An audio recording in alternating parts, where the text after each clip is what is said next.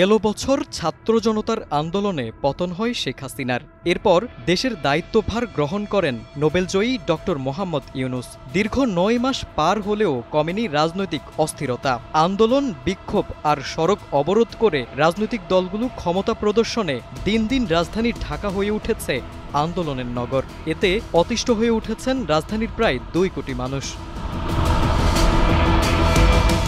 দাবি আদায়ে সরব হয়ে ওঠে ছাত্র, শিক্ষক, পেশাজীবী সহ সব শ্রেণীর মানুষ।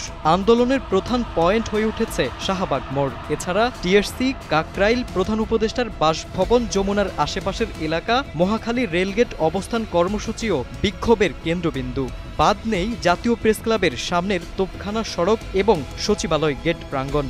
বোনাস হিসেবে ঢাকা ও সিটি কলেজের সংঘর্ষ তো আছেই। এছাড়া প্রায় পুরো নগর জুড়ে কোথাও না কোথাও প্রতিদিনই হচ্ছে নানা আন্দোলন। এর ফলে মূল সড়ক ছাপিয়ে তীব্র যানজট ছড়িয়ে পড়েছে অলিগলিতেও।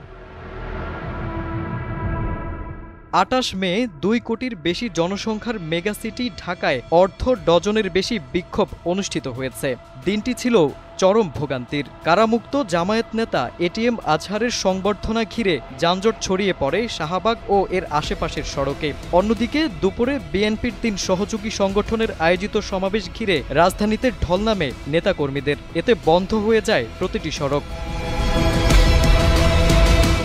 অধিকার আদায়ের দাবিতে গড়ে ওঠা আন্দোলনে প্রতিদিন ভুলণ্ঠিত হচ্ছে আরও হাজারো মানুষের অধিকার। সীমাহীন ভোগান্তি হয়ে উঠেছে নগরবাসীর জীবনের অনুষঙ্গ। প্রায় প্রতিদিনের আন্দোলনে দুর্বিষহ হয়ে পড়েছে খেটে খাওয়া মানুষের জীবন। দিনের পর দিন শাহবাগে সড়ক অবরোধে ফুল নষ্ট হয়ে ক্ষতির মুখে ব্যবসায়ীরা, বিপাকে ক্ষুদ্র দোকানিরাও। সড়ক অবরোধ করে আন্দোলনের অন্যতম ভুক্তভোগী অফিসগামী মানুষ ও শিক্ষার্থী।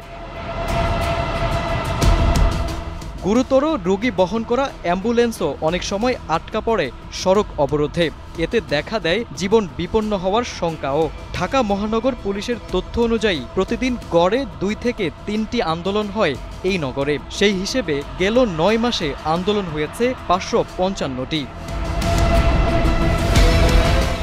ভুক্তভোগীরা জানান, দাবি আদায়ের এসব আন্দোলনে কার্যত জিম্মি হয়ে যাচ্ছে সাধারণ মানুষ। এ অবস্থা থেকে কবে মিলবে মুক্তি তা জানে না কেউ। নিউজ ডেস্ক, সময়ের আলো।